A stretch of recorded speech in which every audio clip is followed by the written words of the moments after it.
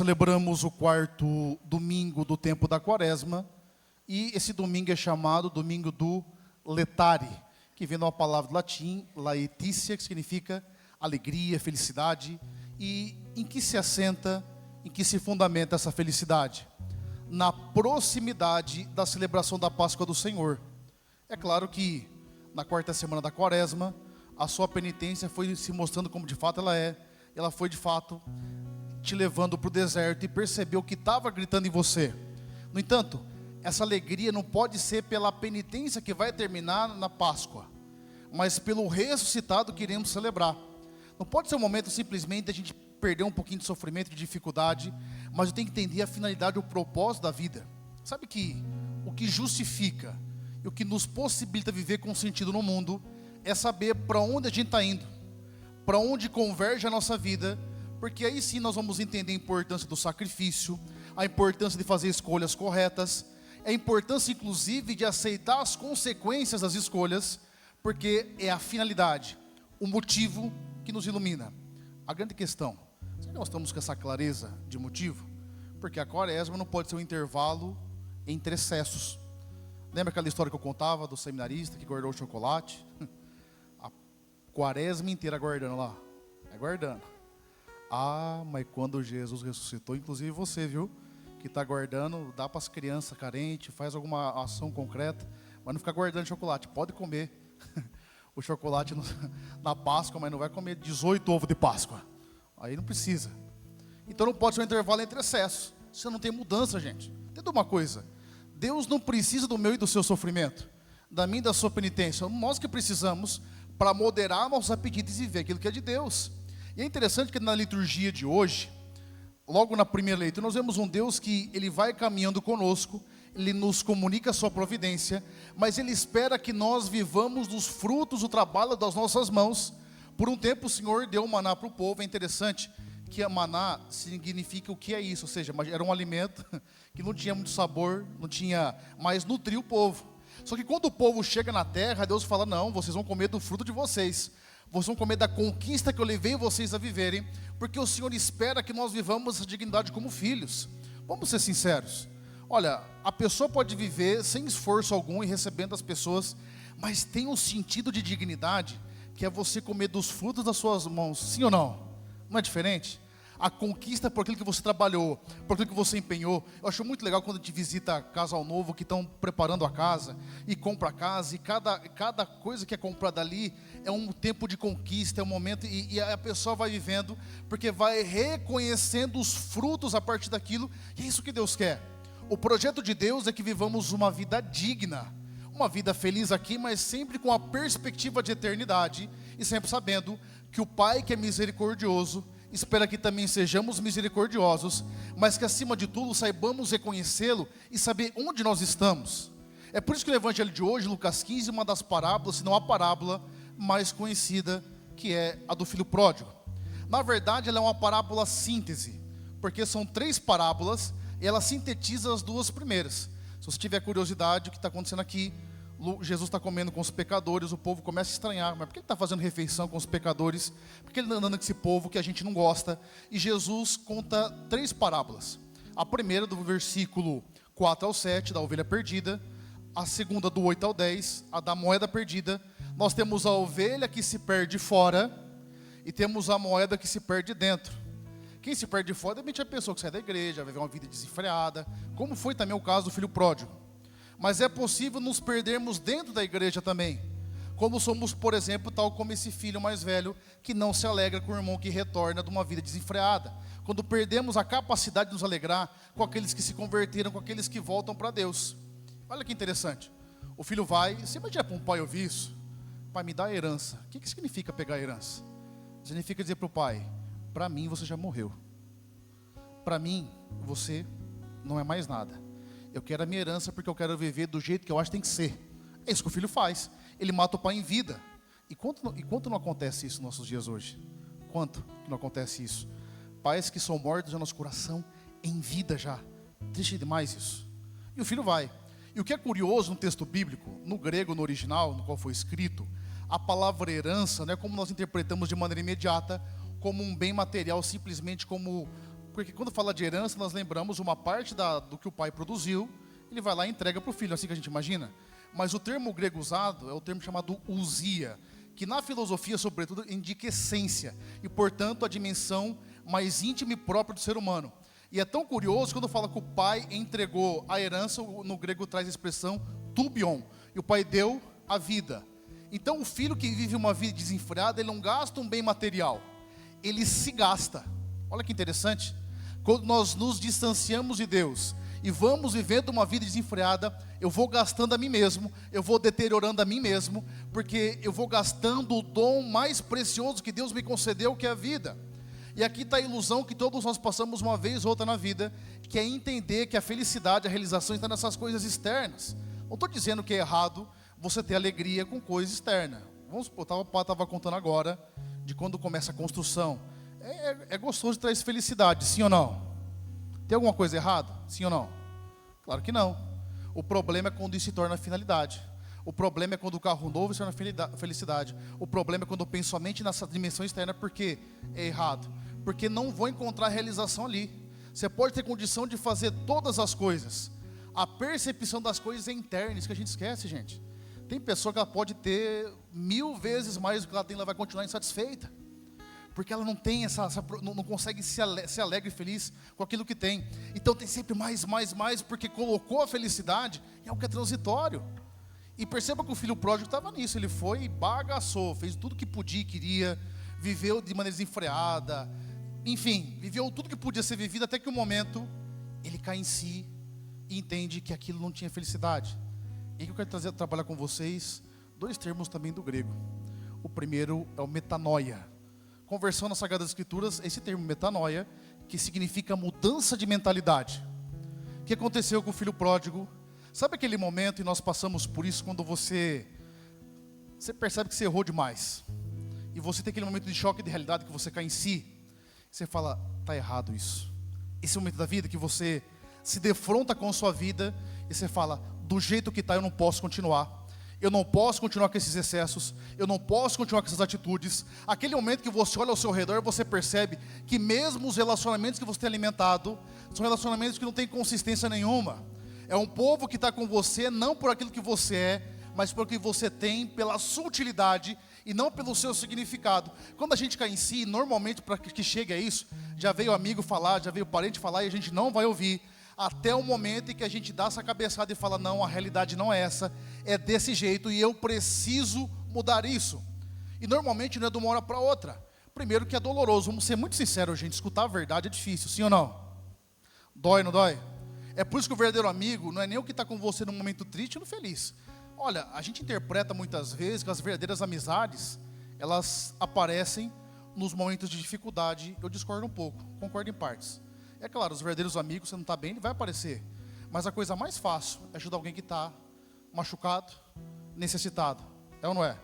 Sabe qual é o problema mais fácil de resolver? Sabe qual é? O dos outros. O seu que é o problema. A nossa que estamos vivendo que é difícil. E o verdadeiro amigo, porque até seu inimigo se compadece com você, talvez não pelo sentido certo, no momento de dificuldade. A pessoa que se alegra com você, já é difícil. Esse é amigo de verdade também. Agora, o verdadeiro amigo é aquele que vai falar para você o que você não quer ouvir. O que ninguém tem coragem de dizer. É aquele que vai chamar você para perto e falar assim, pode ser moleque, rapaz. Pode ser menina. Levanta isso aqui, resolve, muda isso. Chacoalha isso aqui. É aquela pessoa que você vai ouvir essa verdade, você vai ficar bravo, contrariado. Mas quando você botar a cabeça no travesseiro, você vai pensar sobre. E você pode até brigar, pode até discordar, mas você vai ver que ali está alguém que está preocupado com você. Não com as suas circunstâncias. E quando ele se defrontou com a verdade dele, deixa eu dizer uma coisa. O filho pródigo é forgado, sim ou não? Vamos nos colocar no lugar do filho mais velho? Você imagina uma coisa. O seu irmão lá, pegou uma parte da herança, gastou tudo. Aí você é bravo com ele, revoltado já, porque está vendo o que ele fez? Não ajudou nada, era o mais preguiçoso, agora ainda gastou tudo. Aí você está voltando do trabalho cansado. Sabe aquele dia mais pesado? A ovelha escapou, você foi atrás, e você fez de tudo, voltou arrebentado. Aí você escuta barulho de música e dança. Misericórdia, vamos ser sinceros. Aí chega lá, por que que é a dança? Porque o alecrim dourado voltou, olha só. Você imagina? Gente, humanamente falando, a gente não ia sentir isso, sim ou não? É o normal, gente.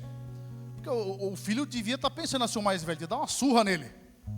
Devia bater nele para ele aprender o valor das coisas. Essa é a atitude meramente humana, nós somos desse jeito, esse é o ser humano. Mas Deus, Ele não está justificando o percurso que esse filho fez. Deus está trazendo ele para perto para cuidar, para que não saia de novo da casa. O pai aqui representa como que Deus age conosco. E o filho, quando ele vem, eu não sei nem se no primeiro momento ele cai em si, houve arrependimento de fato, porque ele só voltou para o pai porque ele não encontrou mais alegria. Outra pergunta que podia dizer, será que se ele tivesse tido dinheiro para mais, ele não ia ficar um pouco mais? Ele ia voltar ainda quando tivesse recurso? Ele só voltou depois que não tinha justificativa nenhuma, razão nenhuma. E aí que está a experiência do amor de Deus conosco, que Ele espera que nós tenhamos também. Só que, se por um lado, de mudança de mentalidade, a metanoia que pode dizer, é preciso uma outra expressão, que é epítrefos, que é uma atitude de conversão, mas é a atitude dele de voltar para o Pai.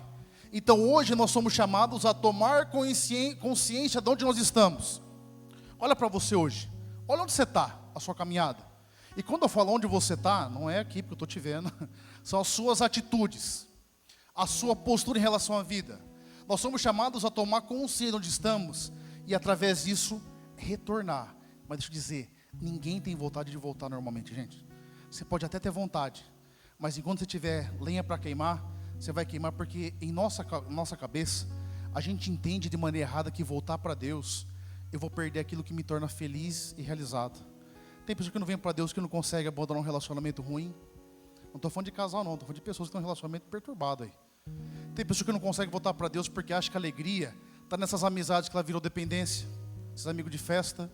Aí a pessoa fala, não sei porque eu não conheço uma pessoa para casar, mas também onde você tem frequentado? Não estou falando que só tem pessoas nesses lugares. Mas tem que ver a finalidade das pessoas onde você está caminhando, tem que ter clareza, não é verdade? Tem que ter essa clareza. E tem pessoa que não consegue fazer isso porque acha que ela vai perder para aquilo que dá alegria, sendo que ela tem vivido um profundo vazio, porque não tem nada de consistente, não tem nada de importante na vida. Enquanto nós não tomarmos a atitude de sair daqui onde estamos, para ir em direção a Deus, nós não viveremos a experiência com a misericórdia de Deus, não tem como. E nós não espera, que eu sempre falo para vocês, não espera sentir vontade de fazer isso. Porque você não vai sentir muitas vezes. Nós vamos nos acostumando com a vida no pecado, com a vida errada. E a gente vai colocando cada vez coisas mais que vão substituindo isso. Mas nós, enquanto fazemos isso, nós vamos nos gastando, vamos nos deteriorando. Mas quando eu tomo consciência, aí que eu volto. E aí está uma coisa que faz muito pai e mãe sofrer. Que pai e mãe normalmente faz tudo o que pode, até o que não pode, para que o filho viva uma vida plena. Sim ou não?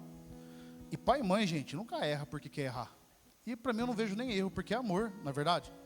Faz por amor, se doa. O problema é que esse excesso de amor tem tornado uma geração que não tem capacidade de entender a importância de um pai e de uma mãe. Não aprendeu a honrar porque ele sempre esteve no centro. Mas isso é coisa para outro momento. É preciso que nós entendamos isso. Quanto que pai e mãe sofrem depois de ter dado tudo para o filho, ver um filho que não está caminhando certo, que não tem feito as escolhas que ele aprendeu.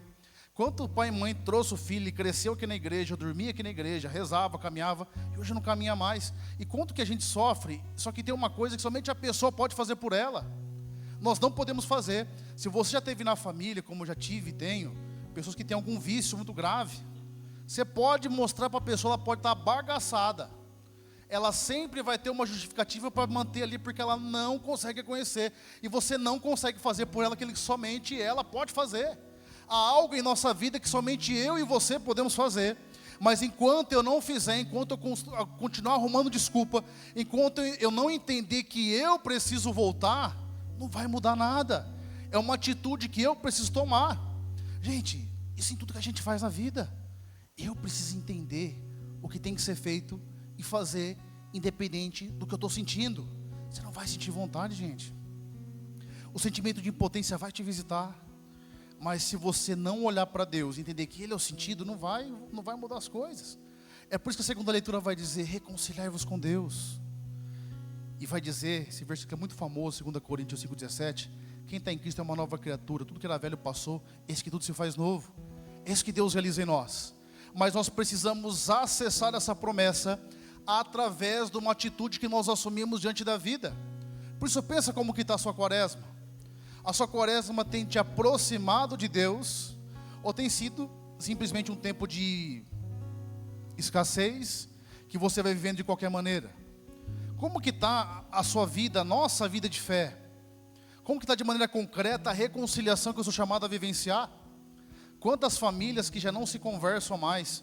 A coisa mais feia que existe, filho que não fala com pai e com mãe, porque se acha no motivo de dizer que está chateado, sendo que te deu a vida, não tem desculpa para isso.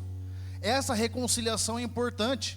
A reconciliação com Deus é fundamental, a confissão e o perdão sacramental. Mas o perdão que eu tenho que dar para mim mesmo, o perdão para os outros, ele também é importante. Perceba que o pai, quando ele acolhe o filho, ele não pergunta como foi o passado, ele abraça e restitui a dignidade. Só que muitas vezes nós somos que nem esse filho mais velho que não se alegra com aquela pessoa que converte, que não consegue entender a importância da reconciliação, do perdão que eu tenho que dar. Nós precisamos entender isso, gente. Você percebeu a briga que tem aqui? O pai fala, este teu irmão. O filho mais velho fala, este teu filho. Ele não fala meu irmão, porque ele está olhando ele mais como filho do pai, não mais como seu irmão. É como nós agimos muitas vezes. Deixa eu dizer uma coisa para você. Sabe que aquela injustiça maior que você sofreu, a pessoa que mais prejudicou você na sua vida, enquanto você não perdoar, nada na sua vida vai para frente. Isso não é praga, isso é realidade. Enquanto você não liberar perdão, não vai resolver nada. Enquanto você não liberar perdão, nenhum problema da sua vida vai se resolver de fato, porque você vai continuar uma pessoa amarga, azeda, rancorosa. Isso vai trazendo para você a sua pior versão. É por isso que tem muitas pessoas que elas olham para o momento que estão vivendo, ela fala, não é possível que eu seja isso. Eu nunca fui essa pessoa que só vê coisa ruim nos outros. Eu nunca fui essa pessoa que não confia em ninguém. Eu nunca fui essa pessoa que só fala mal dos outros. Sabe por quê? Porque não se reconciliou com os outros, com Deus sobretudo e consigo mesmo. E sabe por que a gente não consegue se reconciliar com a gente? Porque nós somos um bando de soberbo. A gente não admite que pode errar. Quantas vezes quando acontece algum erro você fala, nossa, mas como que eu fui fazer isso? Gente, se não for a graça de Deus, qualquer um de nós se perde com qualquer coisa. A graça de Deus é que atua. Enquanto você não entender que esse é o sentido e não se reconciliar, não vai ter vida plena. Qual que é o perdão que você não liberou ainda? A gente vai cantar no Pai Nosso, Pai, perdoa nossas ofensas, assim como eu perdoo aqueles que me têm ofendido. Perceba que o perdão que recebemos de Deus está condicionado ao perdão que temos que dar. Mas deixa eu te explicar uma coisa, nem todo perdão vai ter reconciliação. Eu vou ser sincero, se é uma pessoa que não está no seu convívio, te prejudicou a vida toda, você vai ter que perdoar, sim ou não? Perdão é para todos, é um sim bem fraco que vocês deram, inclusive. Só que o perdão nem sempre vai implicar reconciliação. Vamos supor, você brigou com seu esposo, você vai ter que perdoar e reconciliar. Você brigou com seu filho, com a sua filha, vai perdoar e reconciliar. Você não vai jogar fora, né? A criança, tô bravo, deixa na pista ali. Vem na Deep Web, não pode fazer essas coisas. Não pode acontecer isso. Agora, o perdão é para todos. Limpa seu coração, gente. Perdoar não vai justificar o que a pessoa fez, não. O erro foi erro, o pecado foi pecado, a injustiça foi injustiça, a realidade é realidade. Agora, qual que vai ser a sua postura em relação à vida? Sabe, precisa mudar isso aí, gente. Sobretudo em relacionamento de pai e mãe, pai e filho, mãe e filho. Perdoa. Toda vez que você tiver dificuldade, sabe aquele sentimento que às vezes visita seu coração, que você fica até mal em relação ao seu pai, em relação à sua mãe, e você não queria sentir. O sentimento é cultivado, talvez não teve cultivo, mas o princípio de honrar pai e mãe é princípio. Precisa observar, honra não é para quem precisa, é para quem merece. E pai e mãe, eles estão numa condição de honra que jamais você vai conseguir fazer algo por eles, porque te deram a vida. Podia ter interrompido sua vida, mas não interromperam. Então libera perdão. Qual que é o perdão que você não liberou ainda? Qual que é a pessoa da sua história que você não perdoou, que tem amargurado você? Talvez o perdão precisa estar nos relacionamentos, porque a gente se acostumou a viver dessa maneira.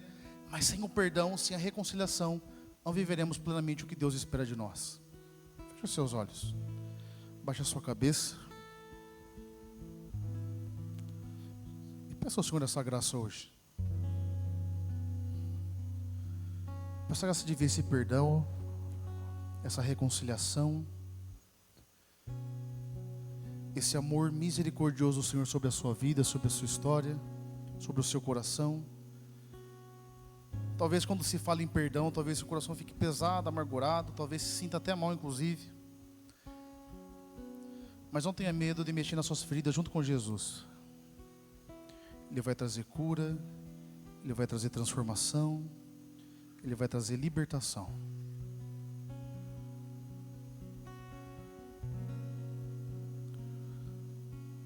Amém?